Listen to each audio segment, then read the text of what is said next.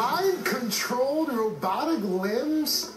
Folks, this is not science fiction. It's today's big idea, and it comes from Easton LaChapelle, who at just 17 years old has created an affordable, that's the operative word there, affordable robotic arm that you can control with your brain. He joins us live now again from Houston. Easton, let's start with that picture that we just showed there. You, President Obama, at the White House Science Fair, and it looks like the leader of the free world is shaking hands with your robotic arm. That's pretty cool.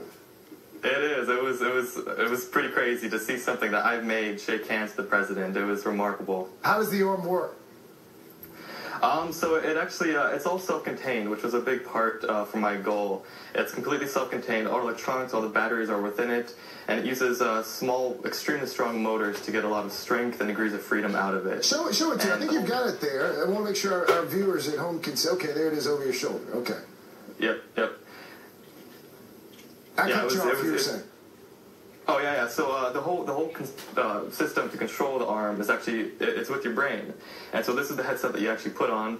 It reads about 10 different channels of your brain, and with that you can really control any movement of the arm.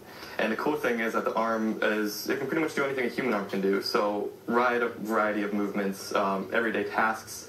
And I'm keen towards kind of a universal prosthetic, so to adapt for sports, everyday use for in the house, at school, just everything kind of all around.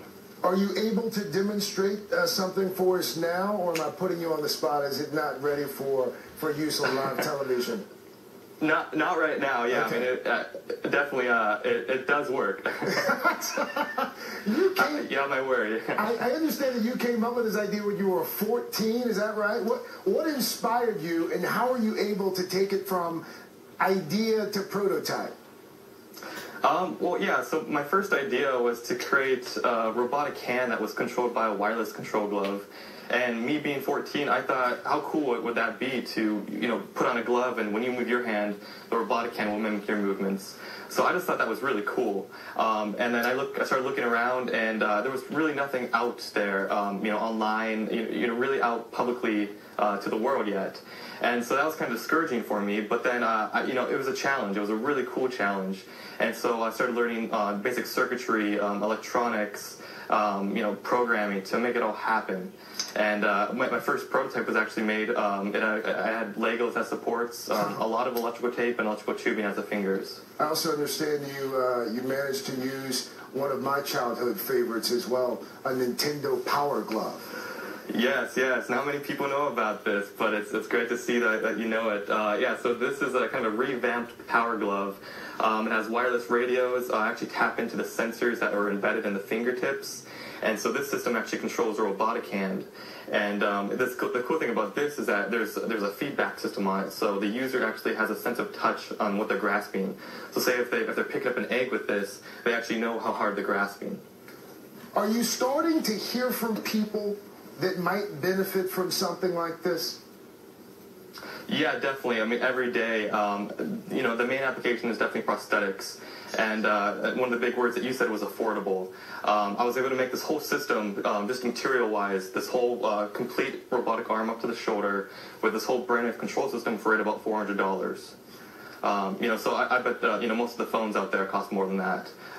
So I'm definitely trying to give them as much functionality and for the lowest price point as possible. Before I let you get out of here, again, as I mentioned, you are in Houston. You are, for lack of a better description, you're at NASA camp. And you've been working with a Robonaut project, I understand, this summer. In the simplest of terms, because we're laymen here, what is a Robonaut? Well, it's a robotic astronaut. It helps astronauts do everyday tasks on the International Space Station, and could potentially one day replace astronauts in whole. It's a really, really cool, exciting experience out at NASA, and it's one of my dreams. It was very, very cool. Easton LaChapelle, your work here, my friend, is very, very cool. 17 years old. When you win the Nobel Prize, do come back and show it off. Definitely. Thanks again for joining us, sir.